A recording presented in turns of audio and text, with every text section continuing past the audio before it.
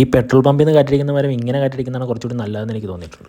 Hello guys, അപ്പോൾ ഇന്നത്തെ പരിപാടി എന്താണെന്ന് വെച്ച് കഴിഞ്ഞാൽ ഒരു ബർത്ത്ഡേ ഫംഗ്ഷനാണ്. സുൽത്താൻ്റെ കുഞ്ഞിൻ്റെ ഫസ്റ്റ് ബർത്ത്ഡേ. എൻ്റെ കുഞ്ഞിൻ്റെ പേര് നിധി എന്നാണ്.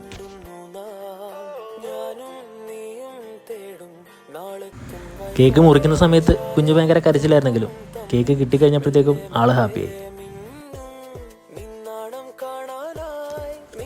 ദേവന പിടിച്ചിരിക്കുന്നത് ഞങ്ങൾ വാങ്ങിയ ഗിഫ്റ്റിൻ്റെ വലിപ്പം പോലെ തന്നെ അതിൻ്റെ അകത്തിരിക്കുന്ന സാധനവും ഭയങ്കര സർപ്രൈസിങ് ആണ്.